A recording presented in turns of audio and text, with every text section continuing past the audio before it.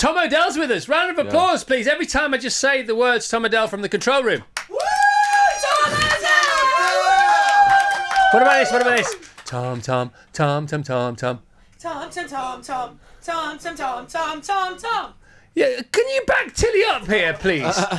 There's 5 of you and only one of her. One more time. Tom, Tom. Tom, Tom, Tom, Tom, Tom, Tom, Tom, Tom, Tom, Tom, Tom, Tom, Tom. Thank you. Great. What the album Black Friday's out today. It's gorgeous. I genuinely listened to it 3 times last night. I was overwhelmed by the sound of the first track, the sound of the album. I thought, oh, here we go. Yeah. It's great, man. Oh, wonderful. Yeah, no, it was a real labour of love. It's very gentle, I think, and it probably takes a few listens, but I'm really proud of it. And it's got lots of strings, lots of pianos, lots of guitars, and I'm really proud of it. I was very happy to be in its company last night. It's lovely. Your new album was great company for me last night. Great. And I love the fact you've left the orchestra tuning up in between the tracks. Yeah. That was a kind of by accident. Well, that was very Sgt. Pepper, I thought. Yeah. If you don't mind me saying. Yeah, that is very Sgt. Pepper. It was we recorded 24 incredible string musicians in a studio called Angel Studios in London, and they were phenomenal. And it's kind of like this living entity on the album. This orchestra, they kind of come in and come out, and they push and pull, and there's moments of levity, and then there's moments of kind of tension and stuff. Yeah, I thought he was also quite Sun Kingy, quite George Harrison-y. Oh, nice. Which I think you might I love like. George Is Harrison. that okay for me to say that? Yeah, it's Go on. wonderful. No, I was going to say my neighbour from where I live in London delivered a kind of ornament to George Harrison in the 90s. Yeah. And he cut away a little bit of George Harrison's, it's like a bush or something. And he's the sweetest man. He lives on my road. Honestly, whenever he stops to speak to me, he's just the kindest, most generous soul. And he's kept it for 30 years and gave me a bit of it in a little plastic bag. Has he grown it? No, he's just kept it in a tiny little plastic bag, and he's given it to his favourite people, and he gave me a little bit.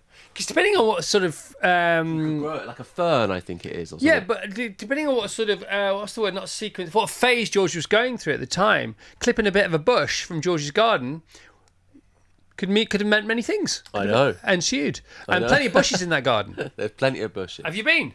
I've never been. Have you been past it? It's near you, right? It's very near me, yeah. Yeah. I go past it a lot. Really? Friar Park, yeah. Everybody knows he lives there. Really? Well, he doesn't live there, but Olivia I like lives there. the fact he got to a point where he said, "I just would rather never leave this place." Yeah, apparently it's magical. Never been. Jules Holland's been loads of times. Really? And sort of vicariously, therefore, I feel like I've been a bit. Because I've been to Jules. That's pathetic, isn't it? Yeah. So here's me listening to the album last night, knowing that you're freshly married. Yeah. And it's called Black Friday. I'm thinking, is it already over?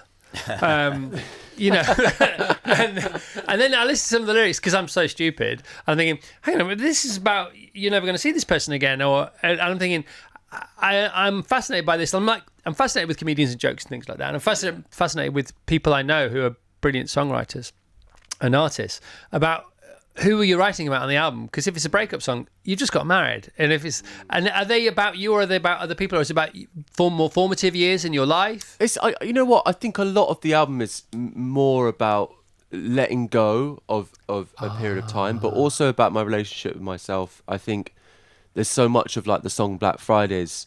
You look out at the world around you and you look out with love and adoration and compassion, and then I had a tendency to look inward with not that. I would look inward with criticism and judgment, and I think a lot of it is a journey of trying to get better at that, trying to look out, trying to be equal, the way you look out and the way you look in, and I don't know. That's a very vague answer, but No, it's not at all. I get it completely. yeah. Because sometimes you can't do anything but look in it, and it's the last thing you should actually be doing for what you're trying to achieve, which is just feeling lighter and freer and being able to breathe again. And that's why it's really important. They say the most selfish thing you can do is help other people. Yeah. Because it just gets you out of yourself, and then you get some perspective, and then you can crack on again. Yeah, beautiful. And that's what she gave you, isn't it, with that song? Yeah, definitely. Yeah, it's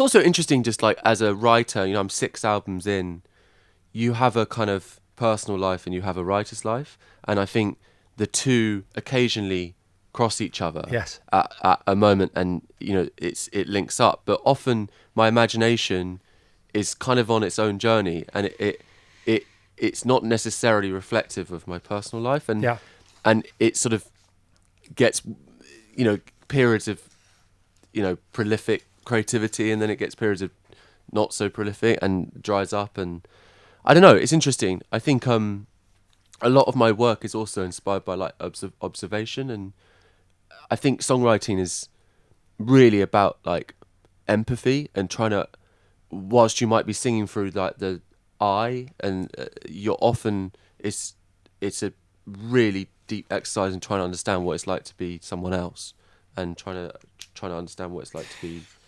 See my wine glass of this. Okay, so here you have your age and you have your experience, and what happens is they come together through your formative years, your first few albums. Then there's the middle bit, there's a pivotal bit in the middle, and then what happens is the second half of your life holds up literally, you know, a glass to your formative experiences, and this is when you can start to enjoy it a bit more. I like that. Do you like that? That's great. You can have that, mate. That would be great. I'd like that. Okay. Yeah. Lots of love for you, Tom, coming in. Russ in Basel says, morning, Chris the gang. My wife Belle and I went to see Tom Odell at the Montreux Jazz Festival last year. What a place to go and see you. What a laugh. And he and the band were absolutely amazing. Can't wait to hear the new album. Well, it's out today, so you can hear it now. Lynn in Folkestone, Tom Odell live is the best. A friend and I saw him at a very small gig years ago. It was so incredible. We both just looked at each other and knew how lucky we were to be there. We burst into tears, hugged, and just felt happy to be alive. I'll never forget it. Thank you, Tom. Oh, it's cool, isn't it? Yeah. Matthew, Tom Odell says, absolutely smashed that cover. Shivers. Hadn't actually appreciated how strong that opening verse is until it slowed down a little bit. Well, he's your man for that. So cool to have you singing a sort of fresher song live, because I can see that you're still meeting it at the pass, aren't you? Yes, you're still learning to shake hands with it. And you're still very emotional, that song. Yeah, totally. You're so raw, man. Yeah, it gets me. It gets me every time. Where did you go when you? Where were you then? Sort of 2/3 into that. I don't know. It was I'm not sure. You know, shut my eyes quite tightly, and it's somewhere else. I love the way it builds and it builds. You know, many of your songs, they start off by whispering to each other, and then they have a sort of little huddle. You know, a couple of verses in, and then they say, "Should we go for it?" And they just explode, don't they? It's definitely, you know, it's like a period of, you know, it's like, you know, you got to take flight. It's like, I imagine a paraglider sort of running down the hill. Thinking, oh my God, shall I do it? Shall I jump? Speed, yeah. And then you jump off and it's all right. I mean, it can go wrong. It definitely goes wrong. No, come on. Occasionally. How wrong does it go? Well, I don't know. Occasionally, you know, you hit a note slightly badly. So you see, I know because I've heard that song now 4 times, 3 times last night and once live. That for me, it's like it is in my head. You know, it's right there. So quite different like this in a way. It's like I play it quite a lot slower, I think, it's like a different thing. That's what's so amazing about music. I've just been started reading this book about improvisation, and about how, like, because over the years I've always, you know, when we play live, I change the songs quite a lot, and I've always slightly wondered whether that's bad, and do the audience not like that? You know, do they want to just hear it like they hear on the record? When I start reading this book, it's like, it's weird.